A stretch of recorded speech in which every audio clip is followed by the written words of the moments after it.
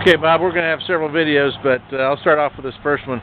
We did the dip test today. The very good news is that you do have a no-soak bottom. 5200 variety, it appears. You have a layer of plywood here. Show them the inner layer. You have an inner layer of plywood. It would have been diagonal planks, which I'm not sure I got an example of diagonal planks I can show you, but I could refer you to some on the internet. But anyway, so... the little bit of water that's in there, I think, came around the exhaust as I was backing it in the water. So yeah. Now, planks, the side planks look like they've been bedded? No. Okay. So... No, they got something on them. Could be just young. Maybe, yeah. I don't know. Okay, so the good news is you've got a no-soak bottom. So that's... and the good news is the engine runs. Yeah, the engine runs. We're getting ready to do a compression test on it, but didn't give them any trouble. The only thing that did give them trouble is that the water pump is not pumping water, and it is a rubber impeller style pump, we think. Yeah, we haven't tore into it yet. So it's got the grease fitting like it would be a gear pump, but I can't see it. We've had one before that had the grease fitting on it, and it had rubber impellers. So the rubber impellers only last 2 seasons max anyway. So that's a pretty standard. Every 2 years, if we find a rubber impeller in there, we replace it. Every 2 years, you need to replace it.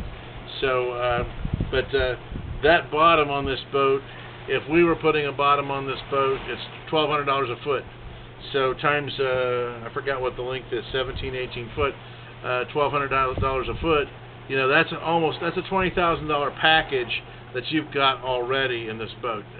Now, unfortunately, it's like you can't add that to the sales price of this thing should you ever decide to sell it, because it's like putting a roof on your house that needs a roof. If your roof's leaking and you got to put a roof on, and then you go to sell your house later, you can't put the cost of the roof on there because that's your ticket to the dance. You're having a roof, man.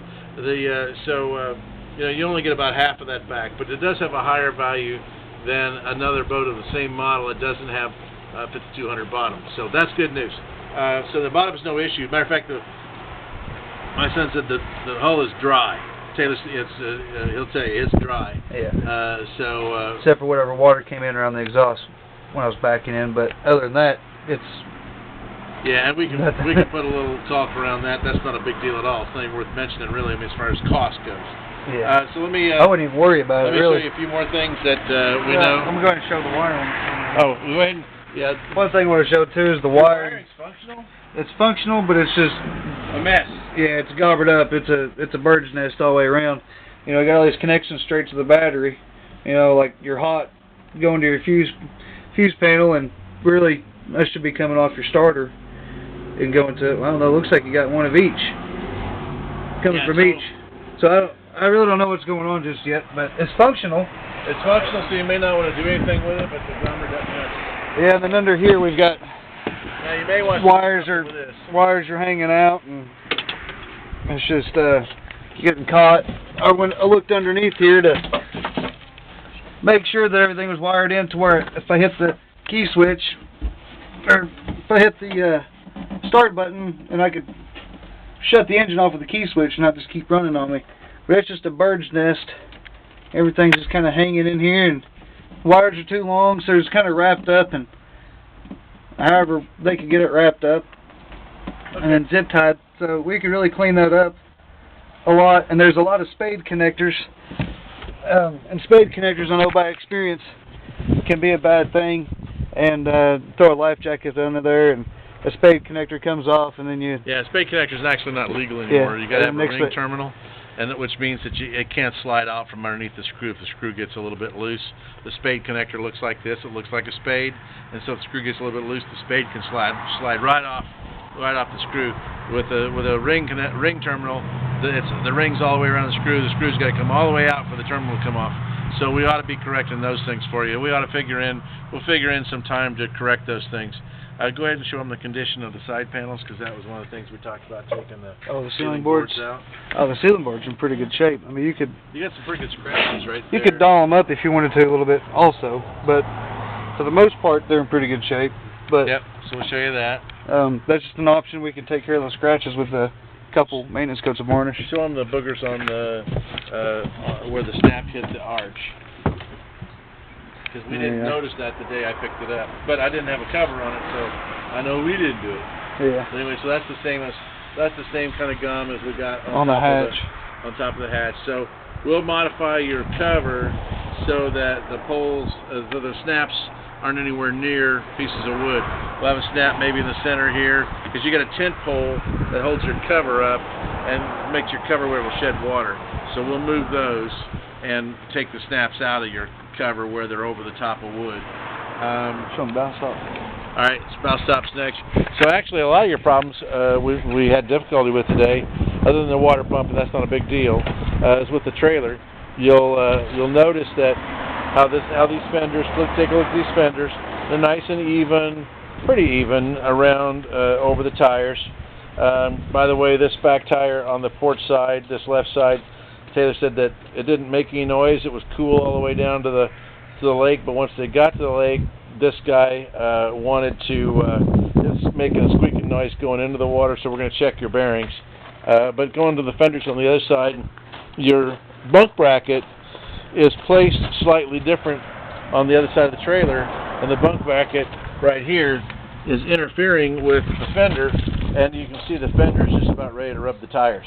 I know I drove it all the way home from Indiana, and you drove it all the way home from Wisconsin, but it's probably something you'd want to go ahead and correct. The other problem that they had was at the boat ramp, the bow of the boat wanted to get caught underneath, well, couldn't get caught because they're paying attention, but it wanted to go underneath this bow stop.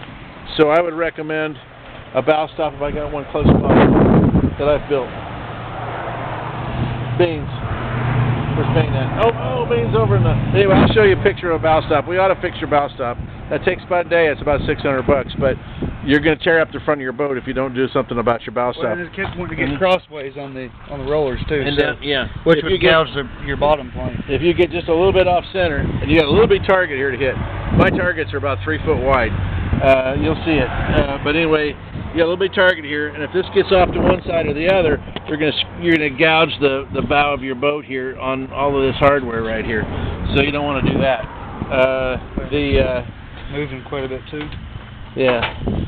So we might even, the other thing we might even want to do is put what we call target bunks on the trailer. So you may want to do that. Other than that, the metals are a little bit dull.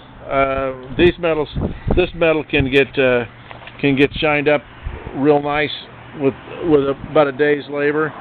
Also, there's supposed to be a piece of wood. Oh, and also, these have been put on with flathead screws. These are supposed to be oval head screws. This is an amateur mistake. So I'm surprised that, I don't know. I'm surprised about a few things that I see on this boat. But anyway, it's kind of squiggly too, so we could actually straighten it up quite a bit. Yeah.